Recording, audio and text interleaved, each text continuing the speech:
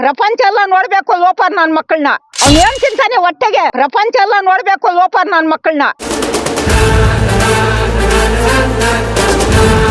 ಸೌದೆ ಸೊಪ್ಪು ಹೊತ್ತಿ ನಾನು ಜೀವನ ಮಾಡಿದ್ದೀನಿ ನನ್ನ ಮಕ್ಕಳನ್ನ ಸಾಕ್ಬೇಕಾದ್ರೆ. ರೈತರ ಮೇಲೆ ಇಶಾ ಫೌಂಡೇಶನ್ ನಿಂದ ದಬ್ಬಾಳಿಕೆ.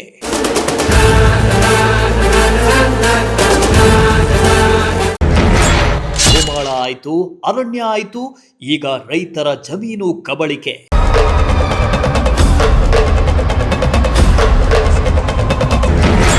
ಇಶಾ ಫೌಂಡೇಶನ್ ವಿರುದ್ಧ ಸಿಡಿದೆದ್ದ ನೂರಾರು ಮಂದಿ ರೈತರು.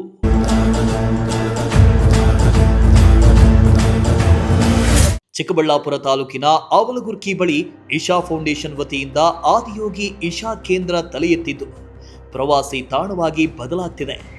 ಆದರೆ ಈ ಇಶಾ ಫೌಂಡೇಶನ್ ವಿರುದ್ಧ ಸಾಲು ಸಾಲು ಆರೋಪಗಳು ಕೇಳಿಬಂದಿವೆ. ಹೌದು, ಇಶಾ ಫೌಂಡೇಶನ್ ವಿರುದ್ಧ ಭೂ ಕಬಳಿಕೆ ಆರೋಪ ಕೇಳಿಬಂದಿದ್ದು ಗೋಮಾಳ ಜಮೀನು ಆಯಿತು, ಅರಣ್ಯ ಪ್ರದೇಶ ಆಯಿತು, ಈಗ ರೈತರ ಜಮೀನನ್ನ ಕಬಳಿಕೆ ಮಾಡಿದೆ ಎಂಬ ಆರೋಪ ಕೇಳಿಬಂದಿದ್ದು ಇದೀಗ ಇಶಾ ಫೌಂಡೇಶನ್ ಅವರು ರೈತರ ಮೇಲೆ ದಬ್ಬಾಳಿಕೆ ಮಾಡ್ತಾ ಇದ್ದಾರೆ ಅಂತ ಆರೋಪಿಸಿ ರೈತರು ಪ್ರತಿಭಟನೆ ನಡೆಸಿ ಆಕ್ರೋಶ ಹೊರಹಾಕಿದ್ರು.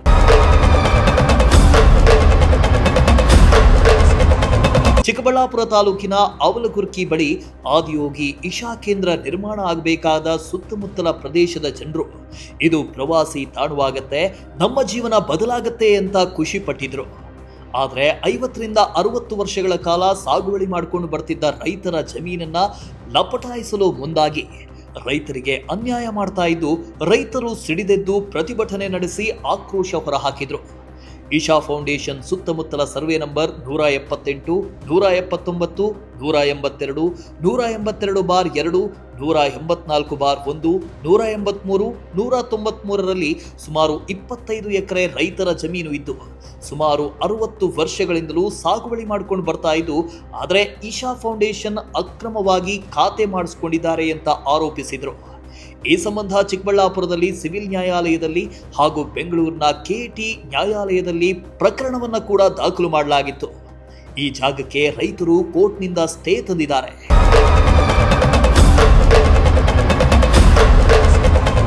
ಇನ್ನು ಕೋರ್ಟ್ನಲ್ಲಿ ಸ್ಟೇ ಇದ್ರೂ ಕೂಡ ಇದೀಗ ಜಾಗದಲ್ಲಿ ಕೆಲಸ ಮಾಡೋದಕ್ಕೆ ಮುಂದಾಗಿದ್ದು ನಮ್ಮ ಮೇಲೆ ದಬ್ಬಾಳಿಕೆ ಮಾಡ್ತಿದ್ದಾರೆ ಅಂತ ಆರೋಪಿಸಿ ರೊಚ್ಚಿಗೆದ್ದ ರೈತರು ತಮಟೆ ಬಾರಿಸಿ ಧಿಕ್ಕಾರ ಕೂಗಿ ರೈತರು ಪ್ರತಿಭಟನೆ ನಡೆಸಿ ಆಕ್ರೋಶ ಹೊರಹಾಕಿದ್ರು.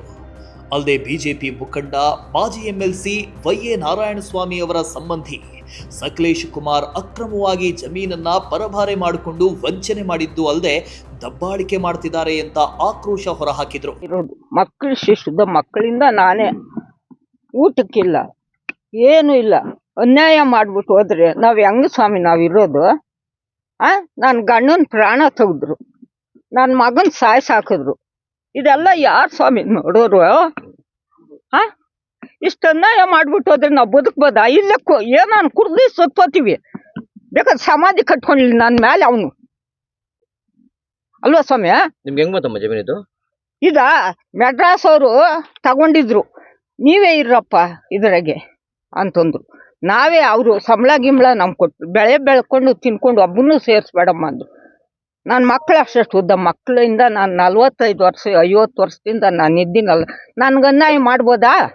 ನನ್ನ ಗಂಡನ ಪ್ರಾಣ ತೆಗ್ದ ಕೊಡ್ದಿದ್ದ ಅವನು ಲೋಪರ್ ನನ್ನ ಮಗ ಸಕ್ಲೇಸ್ಕನ್ ದುಡ್ಡು ಕೊಡ್ದಿದ್ದಕ್ಕೆ ಪ್ಯಾಟೆಗೆ ಹೋಗಿ ಏನು ಕಿತ್ಲಾಡಿದ್ರು, ಬುಂದಿ ನೇಣಾಕೊಂಡು ಹೊಲ್ದತ್ರ ಸುತ್ತೋದ್ರು. ನಾನಾ ಕಾರಣ ಅದಕ್ಕೆ? ಅನ್ಯಾಯ ಆದವ್ರು ಯಾರು? ನನ್ನ ಮಗನ ಸಾಯ್ಸಾಕ್ದವ್ರು ಅವರೇ. ಇದೆಲ್ಲ ಅನ್ಯಾಯ ಮಾಡ್ಬೋದಾ? ಗೌರ್ಮೆಂಟ್ ಏನು ಮಾಡ್ತಾವ್ರೆ? ರೈತರಿಗೆ ಏನು ಮಾಡ್ತಾವ್ರೆ ಸ್ವಾಮಿ? ಇಷ್ಟು ಅನ್ಯಾಯ ಮಾಡ್ತಾ ಇದ್ರೆ ಅವ್ರು ಹೆಂಗೆ ತಿಂತಾರೆ ಊಟ? ಹೇಳ್ರಿ ನೀವೇನೆ. ನಮಗೆ ನಮ್ಮ ಜಮೀನು ನಮ್ಮ ವಶಕ್ಕೆ ಕೊಡೋ ಗಂಟ ನಾನು ಇಲ್ಲೇ ಇರ್ತೀನಿ, ಹೋದ್ರೇನು ಇಲ್ಲೇ ಹೋಗ್ಬೇಕು. ನನ್ನ ಮಕ್ಕಳು, ನನ್ನ ಸೊಸೆ, ನನ್ನ ಮಕ್ಕಳು ಎಲ್ಲ ಇಲ್ಲೇ ಸತ್ತು ಹೋಗ್ಬೇಕು. ತಂದಿಕ್ಕೊಂಡಿದ್ದೀನಿ, ಇಲ್ಲೇ ಕುಡ್ದೇ ಸತ್ತು ಹೋಗ್ತೀನಿ ನಿಮ್ಮ ಮುಂದೆನೆ.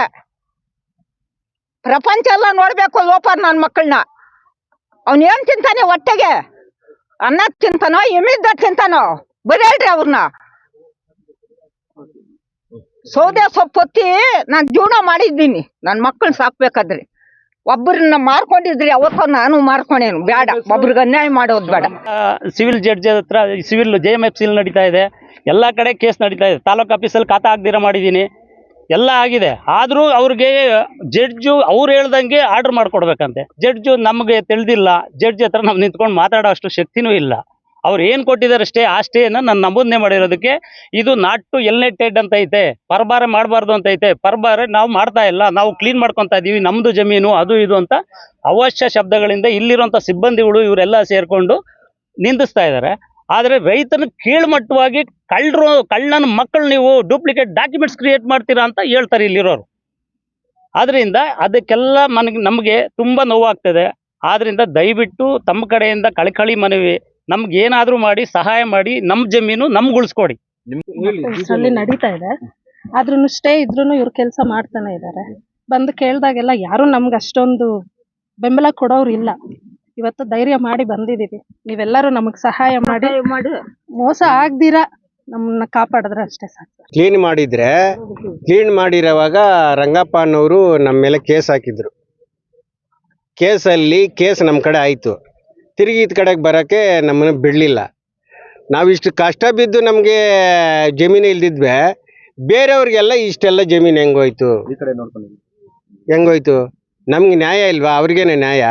ಏನೇ ಆಗ್ಲಿ, ಇಶಾ ಫೌಂಡೇಶನ್ ವಿರುದ್ಧ ಸಾಲು ಸಾಲು ಗಂಭೀರ ಆರೋಪಗಳು ಕೇಳಿಬಂದಿದ್ದು, ಗೋಮಾಳ ಅರಣ್ಯ ಪ್ರದೇಶದ ಜೊತೆ ರೈತರ ಜಮೀನು ಕಬಳಿಕೆ ಮಾಡಿಕೊಂಡಿರೋ ಗಂಭೀರ ಆರೋಪ ಕೇಳಿಬಂದಿದ್ದು, ಮುಂದಿನ ದಿನಗಳಲ್ಲಿ ಸಂಬಂಧಪಟ್ಟ ಇಲಾಖೆ ಅಧಿಕಾರಿಗಳು ಕ್ರಮ ಕೈಗೊಳ್ಳುವ ಮೂಲಕ ರೈತರಿಗೆ ನ್ಯಾಯ ಒದಗಿಸಿಕೊಡ್ತಾರಾ ಅನ್ನೋದನ್ನ ಕಾದು ನೋಡಬೇಕಿದೆ.